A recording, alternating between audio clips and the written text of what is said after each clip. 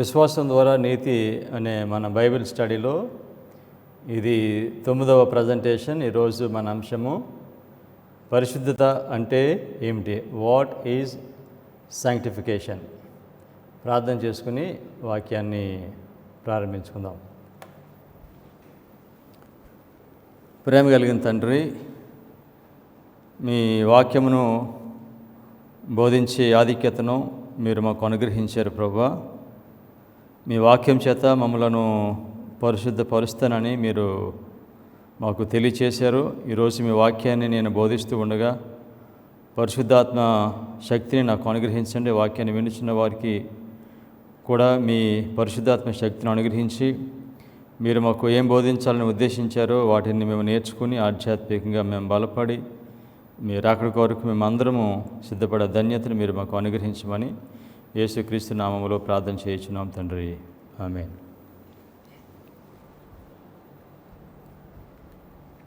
పరిశుద్ధత అంటే ఏమిటి? పరిశుద్ధత లేకుండా ఎవడునో ప్రభువుని చూడడు అని పౌలు హెబ్రీలకు 12వ అధ్యాయము 14వ వాక్యంలో చెప్పాడు. ప్రభువుని చూడాలనంటే పరిశుద్ధత కావాలి. ప్రభువుని చూడటానికి పరిశుద్ధత కావాలి అని పౌలు చెప్పాడు. ఈ మాట మనల్ని ఒక ప్రశ్నకు ఇది నడిపిస్తుంది. ఏమిటంటే పరిశుద్ధత అంటే ఏమిటి? ఒక మనిషి ఆయన విశ్వాసంతో పశ్చాత్తాపం కలిగి యేసు ప్రభు యొద్దకు వచ్చి పాపమును ఒప్పుకొని క్షమించమని అడిగినప్పుడు దేవుడు ఆ మనిషిని క్షమించి ఎన్నడూ పాపము చేయని వాడుగా ఆయన తీరుస్తాడు. దానిని నీతిమంతుడిగా ఎంచటమని మనం పిలుస్తాము. దేవుడు ఒక మనిషిని నీతిమంతుడిగా ఎంచిన తర్వాత ఆ మనిషిని దేవుడు పరిశుద్ధపరుస్తాడు. పరిశుద్ధత అంటే యేసుక్రీస్తు వారు ఈ లోకంలో ఆయన జీవించిన ఆ జీవితము మనము పొందటము. యేసుక్రీస్తు వారు ఈ లోకంలో ఉన్న ప్రజలకు ఒక మాదిరిని పెట్టారు. ఆయన మాదిరి ఆయన స్వభావం, ఆయన యొక్క గుణశీలత. పరిశుద్ధత అంటే యేసుక్రీస్తు వారి యొక్క జీవితము, ఈ లోకంలో ఆయన ఏ విధంగా జీవించారో ఆ జీవితము, అది పరిశుద్ధత.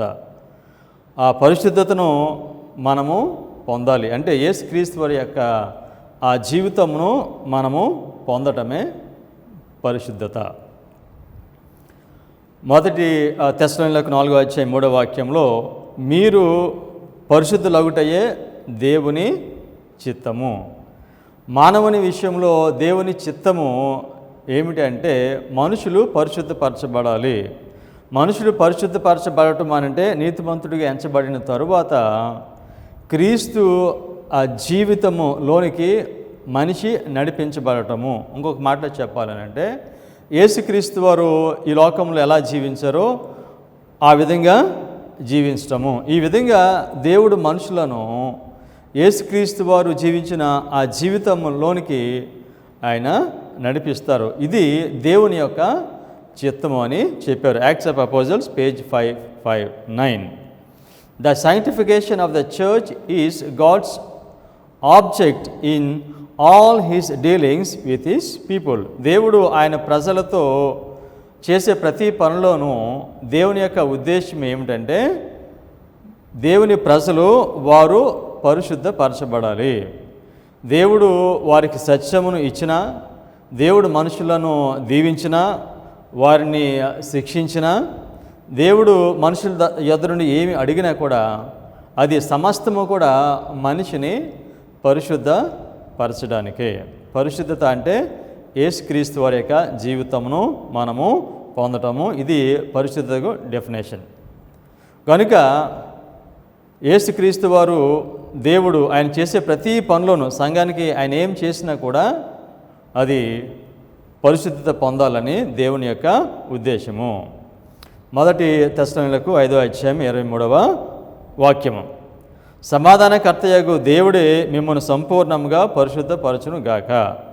మీ ఆత్మయు జీవమును శరీరమును మన ప్రభువైన యేసుక్రీస్తు రాకడ యందు నిందారహితముగాను సంపూర్ణముగాను ఉండునట్లు కాపాడునుగాక. ఈ వాక్యంలో పౌలు మనలను ఎవరు పరిశుద్ధులుగా చేస్తారో చెప్పాడు. దేవుడే మిమ్మలను సంపూర్ణముగా పరిశుద్ధ పరచునుగాక. దేవుడు మనలను పరిశుద్ధపరుస్తాడు. ఈ పరిశుద్ధపరిచే పని అది ఎప్పటి వరకు జరుగుతుందని చెప్పాడు. యేసుక్రీస్తు వారు రెండోసారి వచ్చేంతవరకు కూడా ఈ పని జరుగుతూనే ఉంటుంది. పరిశుద్ధపరిచే పని అది దేవునిది. దేవుడు ఆయన సంఘమును పరిశుద్ధపరుస్తారు.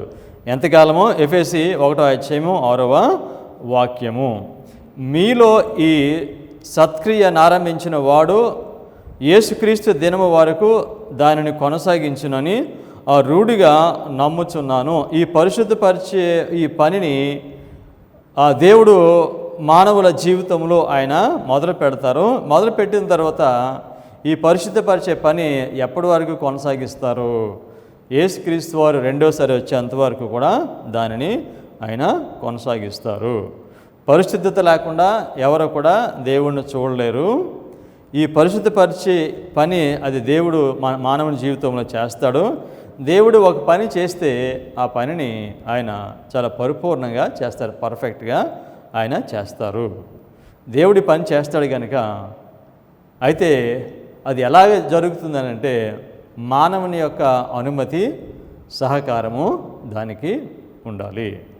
దేవుడే పరిశుద్ధపరుస్తాడు, అయితే మానవుడు అనుమతించాలి, తర్వాత దేవునితో సహకరించాలి. విశ్వాసం ద్వారా నీతి అనే ఈ వర్తమానంలో ప్రధానమైనది ఏమిటంటే మనిషి తన్ను తాను దేవునికి పరిపూర్ణంగా సమర్పించుకోవటము, పూర్తిగా దేవునికి లొంగిపోవటము. దేవుని శక్తిని మనం పొందాలని అంటే, దేవుడు మనల్ని పరిశుద్ధపరచాలని అంటే పూర్తిగా 100% దేవునికి లోబడాలి. 100% మనం లోబడకపోతే, 100% మనల్ని మనం దేవునికి అప్పగించుకోకపోతే దేవుని శక్తి మన మీద పని చేయలేదు, దేవుడు మనలను పరిశుద్ధపరచలేడు. కనుక ఒక విషయం జ్ఞాపకం ఉంచుకోవాలి. విశ్వాసం ద్వారా నీతి అని ఈ వర్తమానంలో ఫోకల్ పాయింట్ ఒక మనిషి తన్ను తాను దేవునికి పరిపూర్ణంగా సమర్పించుకోవాలి. ఇది ప్రతిరోజు ఈ పని చేయాలి. రెండవదిగా యోహాను సువార్త 15:5 ద్రాక్షవల్లిని నేను, తీగలు మీరు. ఎవడు నా యందు నిలిచి ఉండునో, నేను ఎవరి యందు నిలిచి యుందునో వాడు బహుగా ఫలించును. నాకు వేరుగా ఉండి మీరేమియూ చేయలేరు. యేసుక్రీస్తు చెప్పిన మాటలో, నేను ద్రాక్షవల్లిని, మీరు తీగలు. ఎవరు నా యందు నిలిచి ఉంటారో, నేను ఎవరి యందు నిలిచి ఉంటానో వారు బహుగా ఫలిస్తారు. ఇది యోహాను సువార్త 15:5 ఇది శాంక్టిఫైయింగ్ వర్డ్స్. ఒక దేవుడు మనుషులను పరిశుద్ధపరుస్తాడు అనటానికి ఇది ఒక కీలకమైన వాక్యము. ఏమని చెప్పాడు దీనిలో? ఎవడు నా యందు నిలిచియుండునో, నేను ఎవని యందు నిలిచి ఉంటానో వారు ఫలిస్తారు. అంటే దేవుడు మనలను పరిశుద్ధపరచాలని అంటే మనము ఆయనలో ఉండాలి, ఆయన మనలో ఉండాలి. ఒక చెట్టు కొమ్మను మనం నరికేస్తే అది ఫలించదు. ఆ కొమ్మ అది ఫలించాలని అంటే అది చెట్టుకు మాత్రమే అంటుకట్టబడి మాత్రమే ఉండాలి. అది దాన్ని నరికేస్తే అది పనిచేయదు. అదేవిధంగా మనము ఫలించాలనంటే, ఫలించటం అంటే పరిశుద్ధులకు మార్చబడటము. ఆ విధంగా మనం ఫలించాలనంటే, పరిశుద్ధపరచబడాలనంటే మనము ఆ ద్రాక్షవల్లితో అయినటువంటి యేసుక్రీస్తు అంటుకట్టబడి ఆయనలో మనము ఉండాలి. యేసుక్రీస్తు వారిలో ఎలా ఉంటాము? అది ఎలాగా సాధ్యమవుతుంది? యోహాను 15:7 నా యందు మీరును మీ యందు నా మాటలను నిలిచియుండిన ఎడల మీకేది ఇష్టమో అడుగుడి, అది మీకు అనుగ్రహింపబడును. నా యందు మీరును మీ యందు నా మాటలను, ఆయన మాటలు మన యందు ఉండాలి. ఆయన మాటలు మన యందు నిలిచి ఉన్నప్పుడు మనము ఏం అడిగితే దేవుడు దానిని ఇస్తాడు. దేవుడిని మనము, ప్రభా నీవు నన్ను పరిశుద్ధపరచు అని మనం అడగాలి. ఈ విధంగా అడిగినప్పుడు మనిషి ఏమి చేయాలనంటే ఆయన మాటలు మనలో ఉండాలి అని చెప్పాడు. ఆయన మాటలు మనలో ఉండాలి. ఆయన మాటలకు ఒక శక్తి ఉంది. ఆ శక్తి ఏమిటంటే మనిషిని పరిశుద్ధపరిచే శక్తి దేవుని మాటలకు ఉంది. Desire of Ages page 677. It is through the word that Christ abides in his followers. యేసుక్రీస్తు వారు ఆయన ప్రజల్లో ఉంటాడు, లేకపోతే ఆయన ప్రజలు ఆయనలో ఉంటారు. ఎలా ఉంటారు అనే దాని గురించి దీనిలో చెప్పారు. It is through the word that Christ abides in his followers. దేవుని వాక్యము ద్వారా యేసుక్రీస్తు వారు ఆయన మనిషిలో ఆయన ఉంటారు. దేవుని వాక్యమునకు మనిషిని పరిశుద్ధపరిచే ఆ సామర్థ్యము, ఆ శక్తి దేవుని వాక్యమునకు ఉంది.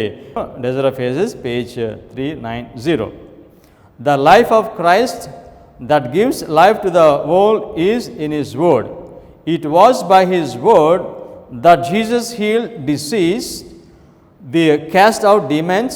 By his word he stilled the sea and raised the dead. When his visible presence should be withdrawn, the word must be their source of power. ఈ స్టేట్మెంట్ భావం ఏమిటంటే, లోకమునకు జీవమిచ్చే క్రీస్తు జీవము వాక్యములో ఉంది.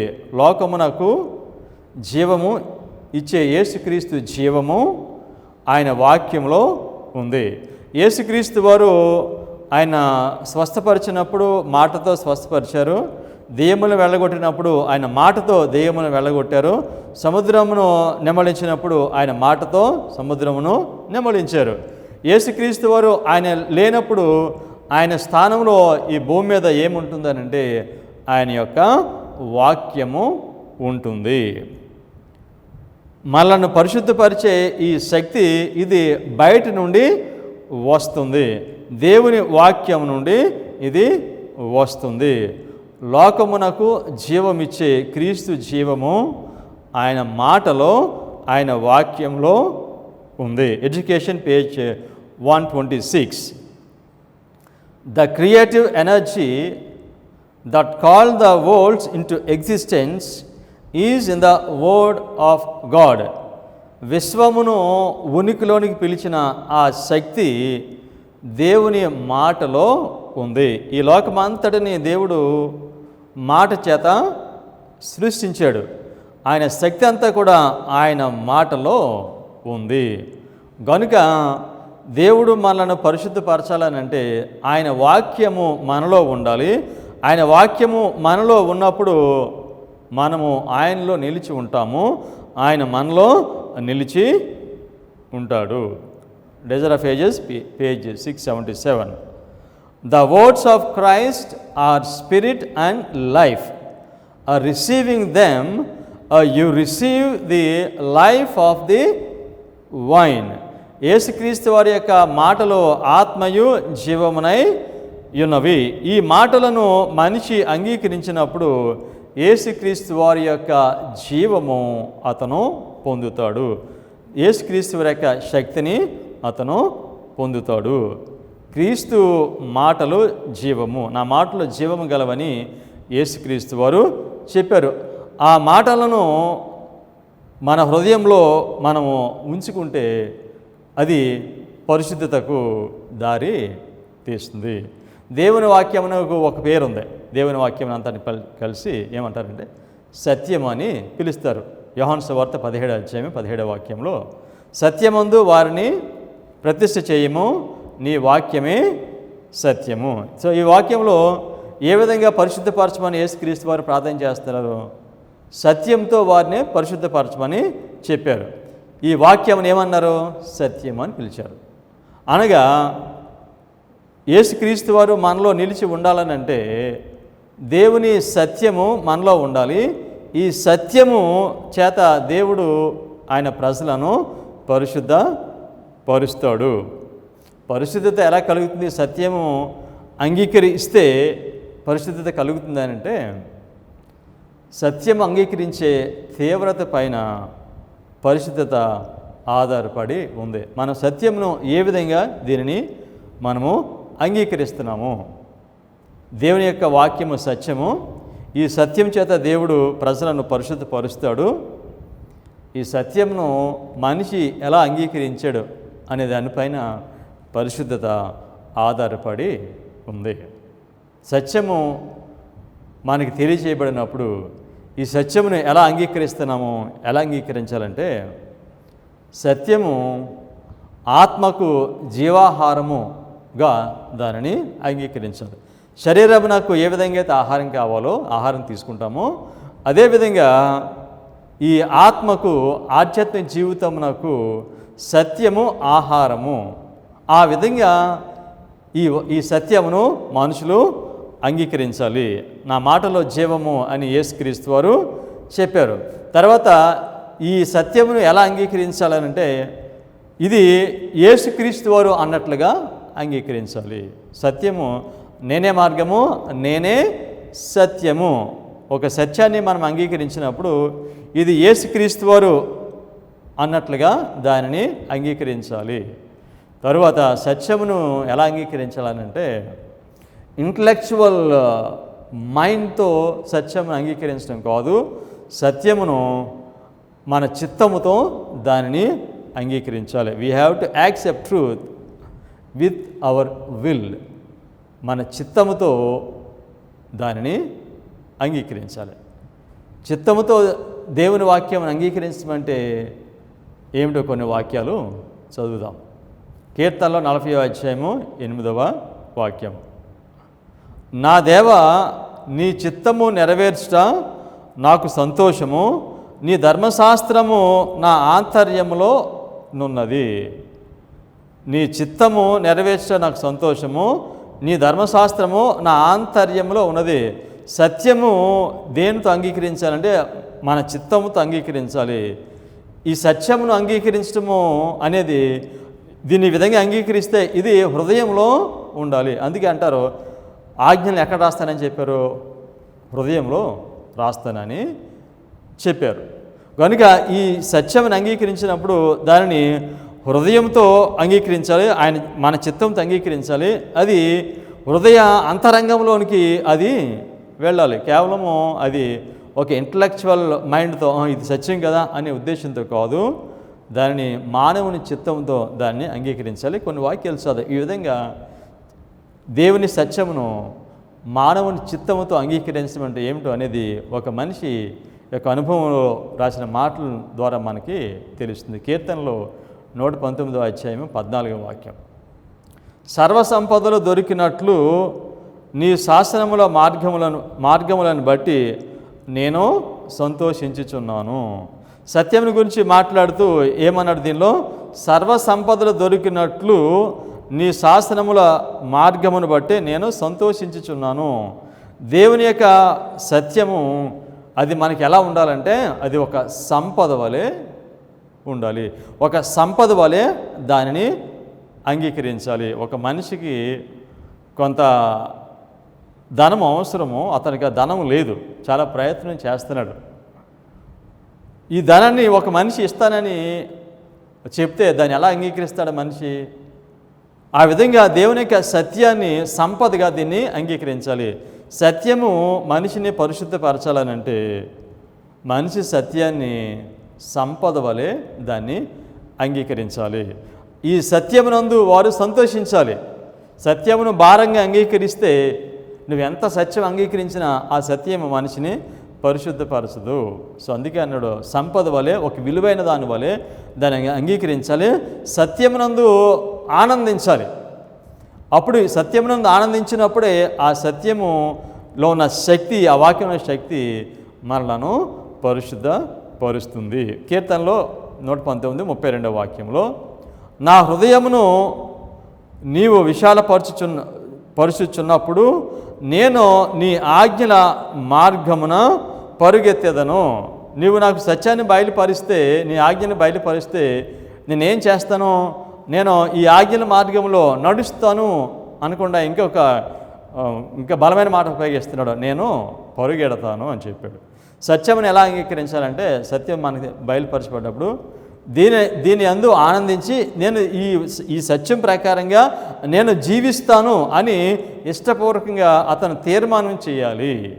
భారంగా తీర్మానం చేస్తే, కష్టంగా తీర్మానం చేస్తే సత్యము మనుషులను పరిశుద్ధపరచదు. ఇది అనుభవం ద్వారా దావీదు ఈ మాటలు ఆయన రాస్తున్నాడు. నేను ఆజ్ఞల మార్గమున పరుగెత్తుతాను. ఆ డిజైర్ మనిషికి ఉండాలి.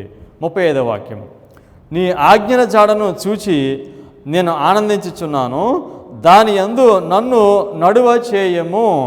సత్యాన్ని అంగీకరించే ప్రభా, ఈ సత్యము నేను అంగీకరిస్తున్నాను, నన్ను ఈ సత్యంలో నీవు నడువ చేయము, నడిపించము అని దేవుణ్ణి అడగాలి.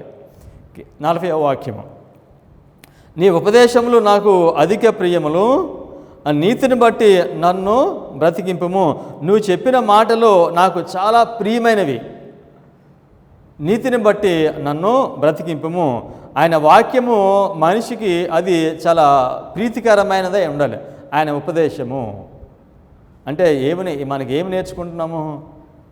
వాక్యము మనలో ఉంటే మనం దేవునిలో ఉంటాము.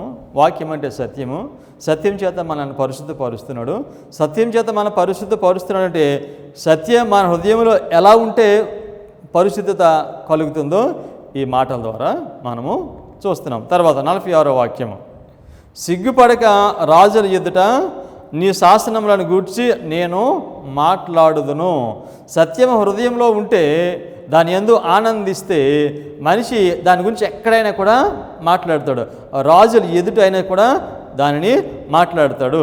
సత్యం చేత పరిశుద్ధపరచబడే వ్యక్తి సత్యమును ఈ విధంగా అతను చూస్తాడు. 53వ వాక్యము, నీ ధర్మశాస్త్రమును విడిచి నడుచుచున్న భక్తిహీనులను చూడగా నాకు అధిక రోషము పుట్టుచున్నది. ఆయన సత్యమును అనుసరించకుండా మనుషులు నడుస్తూ ఉంటే సత్యం చేత పరిశుద్ధపరచబడే వారికి చాలా రోషము, కోపం వస్తుంది. కొన్నిసార్లు మనం చూస్తాము, సత్యమును తృణీకరించే కొంతమంది మనుషులు తృణీకరిస్తూ ఉంటే వారిని చూస్తే ఉంటే ఎటువంటి బాధ ఏమి ఉండదు. కానీ కొంతమంది సత్యమును అనుసరించి నడవకపోతే వారు దాన్ని అంగీకరించలేరు. కానీ దీనిలో అన్నాడు, అందుకనే ఎవరైనా వాక్యం ప్రకారం సత్యం ప్రకారం నడవకపోతే కనుక నాకు చాలా కోపము వస్తుందని ఈ మాటలో మనము చూస్తున్నాము. దేవుడు సత్యం చేత పరిశుద్ధపరుస్తాడు. ఆ సత్యము మన హృదయంలో ఎటువంటి స్థానం ఉండాలో, ఎలా ఉంటే అది జరుగుతుందో చెప్పారు. 56వ వాక్యము, నీ ఉపదేశము ననుసరించి నడుచుకొనుచున్నాను, ఇదే నాకు వరముగా దయచేయబడి ఉన్నది. ఆయన సత్యం గురించి, వాక్యం గురించి ఏమన్నాడంటే, ఇది నాకు ఒక వరముగా దయచేయబడి ఉన్నది, ఇది ఒక బహుమానము అని చెప్తున్నాడు. సత్యము ఒక బహుమానము, సత్యం అనుసరించి నడవాలి, ఇది ఒక బహుమానం అని చెప్పాడు. తర్వాత 103వ వాక్యంలో, నీ వాక్యములు నా జిహ్వకు ఎంతో మధురములు, అవి నా నోటికి తేనె కంటే తీపిగా ఉన్నవి. దేవుని యొక్క వాక్యము చాలా మధురంగా ఉంది, చాలా తీపిగా ఉందని చెప్పాడు.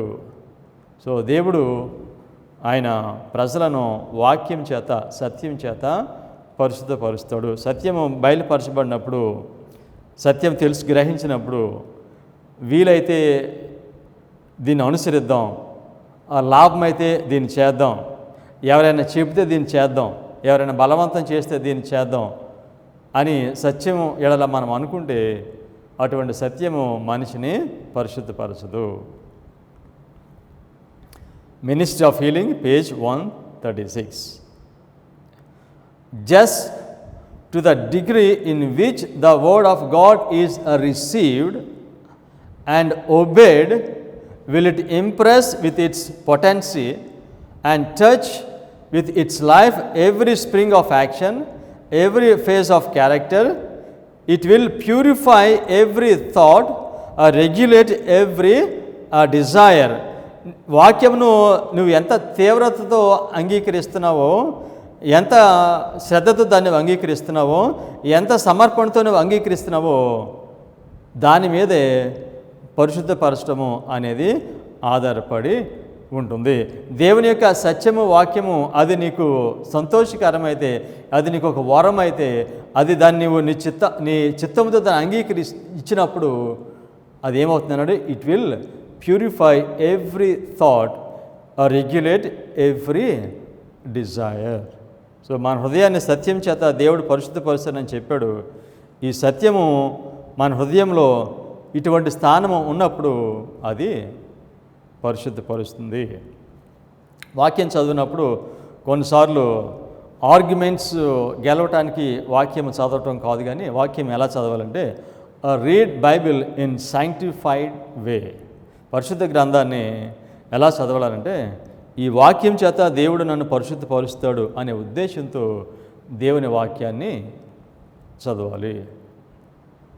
నష్టము కలుగుతుందా, లాభం కలుగుతుందా, ఈ మాట ప్రకారం జీవిస్తే శ్రమ ఉందా అనే దాని గురించి ఏమి ఆలోచించకుండా ఇది దేవుని యొక్క వాక్యము, ఇది దేవుని చిత్తము, ఇది దేవుని జీవమై ఉంది అని మనిషి దాన్ని అంగీకరించి దానిని హృదయపూర్వకంగా అనుసరించినప్పుడు ఆ సత్యము మనిషిని పరిశుద్ధపరుస్తుంది.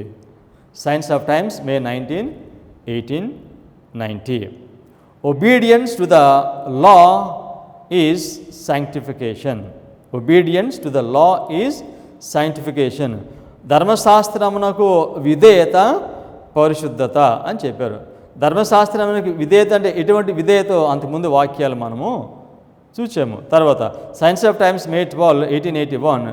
It is through obedience to the truth that we are to be sanctified.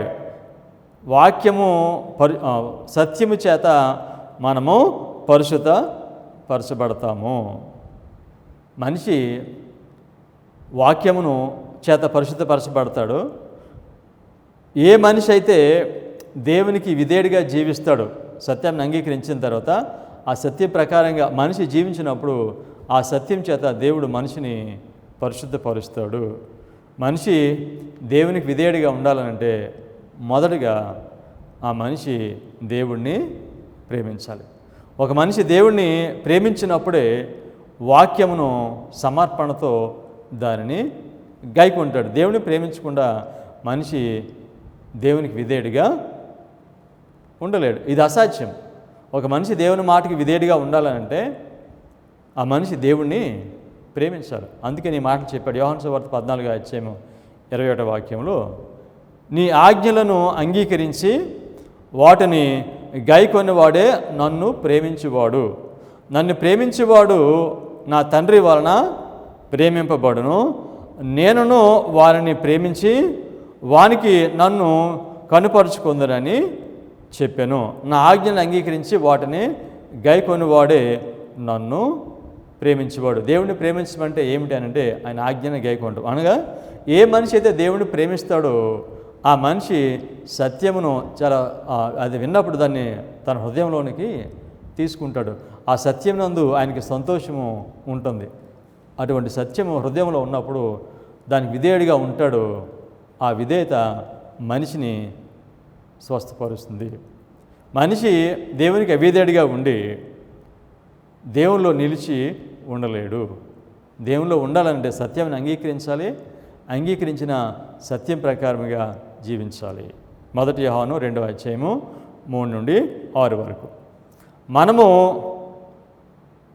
మరియు మనం ఆయన ఆజ్ఞలను గైకొనని ఎడల దీనివల్లనే ఆయనను ఎరిగి ఉన్నామని తెలుసుకుందుము. ఆయనను ఎరిగి ఉన్నామని చెప్పుకొనుచు ఆయన ఆజ్ఞలను గైకొనని వాడు అబద్ధికుడు, వానిలో సత్యము లేదు. ఆయన వాక్యము ఎవడు గైకొనను వానిలో దేవుని ప్రేమ నిజముగా పరిపూర్ణమాయను. ఆజ్ఞలు గైకొంటున్నానని చెప్పి, నేను దేవుని ప్రేమిస్తున్నానని చెప్పి ఆజ్ఞలు గైకొనకపోతే అతను అబద్ధికుడు అని చెప్పాడు.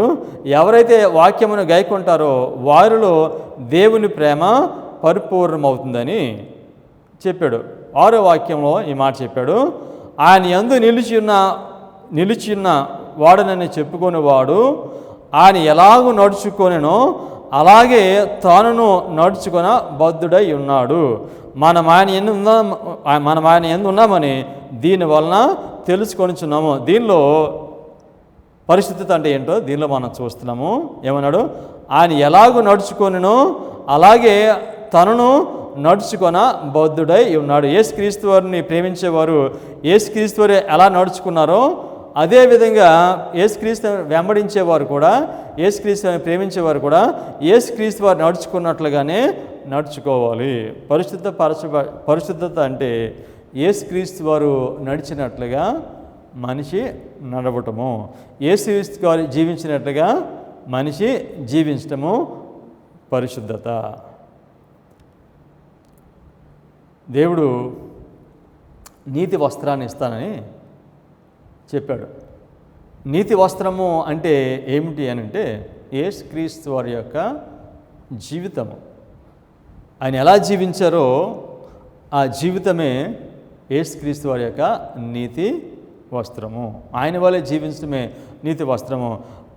నీకు నీతి వస్త్రం ఇస్తానంటే యేసుక్రీస్తు వారు జీవించినట్లుగా మనల్ని కూడా ఆ విధంగా దేవుడు చేస్తాడు.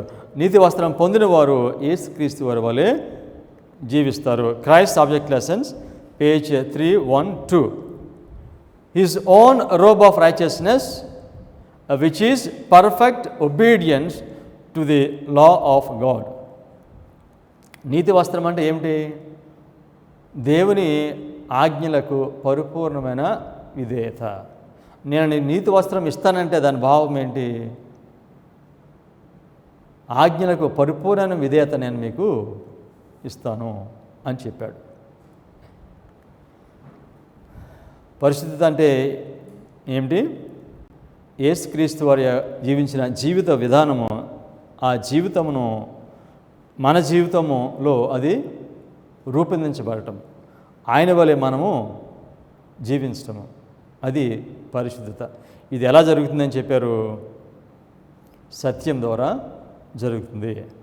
సత్యమును ఒక మనిషి ఆయన చిత్తంతో అంగీకరించినప్పుడు సత్యం ద్వారా దేవుడు మనిషిని పరిశుద్ధపరుస్తాడు. మనిషి పరిశుద్ధపరచబడుతున్నాడు అని చెప్పడానికి దానికి కొన్ని సూచనలు ఉన్నాయి. అది ఎలా తెలుస్తుంది మనకి మనిషి పరిశుద్ధపరచబడుతున్నాడో లేదో? ఇది లైఫ్ లాంగ్ ప్రాసెస్. ఇది ఇన్స్టెంట్గా జరిగేది కాదు, ఇది లైఫ్ టైం ప్రాసెస్.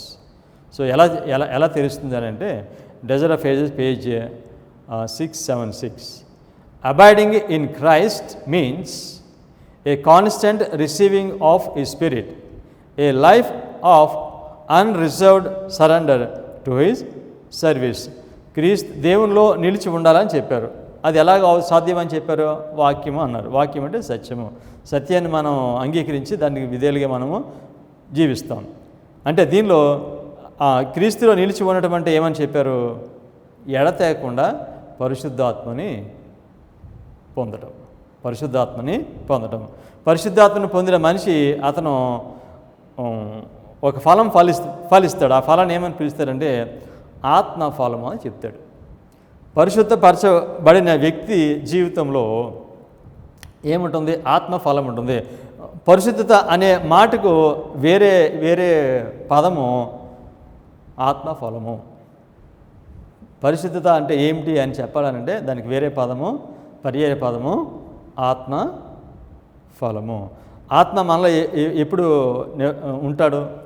ఎప్పుడు పొందుతూ ఉంటాం మనము? ఆయన వాక్యమైన సత్యం మనలో ఉన్నప్పుడు నిత్యము మనము ఆయనకి పరిశుద్ధాత్మను పొందుతాము. పరిశుద్ధాత్మను పొందినప్పుడు ఆత్మఫలాన్ని ఫలిస్తాం. గలతీ 5:22 వాక్యం. అయితే ఆత్మఫలం ఏమనగా ప్రేమ, సంతోషము, సమాధానము, దీర్ఘశాంతము, దయాళత్వము, మంచితనము, విశ్వాసము, సాత్వికము, ఆశ, నిగ్రహము. ఫలము అని అంటే అది చివరిలో వస్తుంది. కోత కోస్తాం మనం. అది ఆత్మఫలం ఏమిటంటే మనిషి పరిపూర్ణంగా పరిశుద్ధుడు అయిపోయిన తర్వాత ఇవన్నీ అతనిలో కనిపిస్తాయి. మొదట్లో ఇది అసంపూర్ణంగా కనిపిస్తాయి మనిషిలో, కానీ కోతకి సమయంకి చివరికి వచ్చేసరికి ఇవన్నీ కూడా పరిపూర్ణంగా కనిపిస్తాయి. దీనిలో మొట్టమొదటిగా ఏమన్నారు? ఆత్మఫలంలో ప్రేమ అని చెప్పారు. ప్రేమ అనే మాట చెప్పారు. Faith and works page 87. True sanctification is nothing more or less than to love God with all the heart, to walk in His commandments and ordinances are blameless. ఇక్కడ మరలా చెప్తున్నారు, పరిశుద్ధత అంటే ఏమిటో, దేవుణ్ణి హృదయపూర్వకంగా ప్రేమించి ఆయన ఆజ్ఞలను గైకొనటము. ఈ విధంగా దేవుని హృదయపూర్వకంగా ప్రేమించి ఆయన ఆజ్ఞను గైకొనటం అనేది పరిశుద్ధత పొందిన మనిషి యొక్క లక్షణము. Science of times, February 24, 1890. To love God supremely and hour neighbour as our cells is genuine sanctification. నిజమైన పరిశుద్ధత అంటే ఏమిటి అంటే, నిన్ను వలె నీ పొరుగు వారిని ప్రేమించము. యేసుక్రీస్తు వారు ఈ మాట చెప్పినప్పుడు నిన్ను వలె నీ పొరుగు వారిని ప్రేమించమనే మాట, ఇది చాలా లోతైన మాట, చాలా డీప్ మీనింగ్ దీనికి ఉంది. నిన్ను వలె నీ పొరుగు వారిని ప్రేమించు. ఈ మాటలో అంతకుముందు ఎవరో కూడా ఎప్పుడూ చెప్పలేదు ఇటువంటి మాటలో, యేసుక్రీస్తు వారు ఈ మాటలో చెప్పారు. సో పరిశుద్ధత అంటే మనిషి పొరుగు వారిని ప్రేమించటము. మనిషి ఎలా గుర్తించబడాలనంటే, ప్రేమ కలిగిన వాడిగా మనిషి గుర్తించబడాలి. ఇది గొప్ప ధన్యత. పరిశుద్ధత అంటే అది బయట నుంచి లోనికి వచ్చేది కాదు. పరిశుద్ధత అంటే మనలో నుండి బయటికి వెళ్ళేది పరిశుద్ధత. మనలో నుంచి బయటికి ఏం వెళ్తుంది? ప్రేమ వెళ్తుంది. పరిశుద్ధతకి ఇంకొక నిర్వచనము, మన హృదయంలో నుండి మనలో నుండి బయటికి వెళ్తుంది పరిశుద్ధత అంటే. కనుక పరిశుద్ధత అంటే ఏంటో మనం అర్థం చేసుకోవాలనంటే, ముందు ధర్మశాస్త్రమును, విధేయతను, సత్యమును యేసుక్రీస్తు వారి యొక్క నేత్రముతో దానిని చూడాలి. ఈ పరిశుద్ధతలో ఇంకా ఉన్నతమైన స్థానము ఏమిటనంటే, manuscript release volume 1 page 141. Sanctification means the culture and training of every capability for the Lord's service. దీనిలో పరిశుద్ధత గురించి ఇంకొక మాట చెప్పారు, మన సామర్థ్యమునంతా దేవుని సేవ కొరకు తర్బీదు చేయటము, దేవుని సేవ కొరకు సమర్పించడం. మనకున్న జ్ఞానం కానీ, మనిషికున్న శక్తి కానీ, మనిషికున్న బలం కానీ, మనిషికున్నది ఏదైనా కూడా దేవుని సేవకి ఇవ్వటానికి తర్బీదు చేయటము, దేవుని సేవ కొరకు అన్ని విషయాల్లో సిద్ధపడటము పరిశుద్ధత. దేవుడు ఒక మనిషిని పరిశుద్ధపరిస్తే తనకున్నది అంతటిని కూడా అతను అల్టిమేట్గా దేవుని సేవలో పెడతాడు. అనుకున్నదంతా కూడా దేవుని సేవ కొరకు ఉపయోగిస్తాడు. ఆయనకున్న తెలివి, ఆయనకున్న జ్ఞానం, ఆయనకున్న శక్తి అంతటిని కూడా దేవుని కొరకు ఉపయోగించడము అనేది పరిశుద్ధత పొందిన మనిషి యొక్క స్వభావమై ఉంటుంది. దేవుని యొక్క చిత్తం ఏమైంది? మానవుని జీవితంలో మానవుణ్ణి పరిశుద్ధపరచడము ఆయన చిత్తమై ఉంది. ఆ పని దేవుడు ప్రతి మనిషి జీవితంలో చేయటానికి ఆయన ఇష్టపడుతున్నారు. అయితే మానవునిగా మనం ఏం చేయాలంటే, మనం అనుమతి ఇవ్వాలి, ఆయనకు సహకరించాలి. అప్పుడు దేవుడు మనలను పరిశుద్ధులుగా చేస్తాడు. అయితే ఈ తీర్మానం చేయవలసింది మాత్రము మనమే. పరిశుద్ధపరచబడాలి అనే తీర్మానము, ఈ చాయిస్ మనం చేయాలి. ఈ చాయిస్ చేసిన తర్వాత మనం దేవునితో దేవుని మన మీద పనిచేయడానికి అనుమతించాలి. తర్వాత దేవునితో సహకరించాలి. అప్పుడు పరిశుద్ధత మన జీవితంలో అది పరిపూర్ణము అవుతుంది. ప్రార్థన చేసుకుందాం.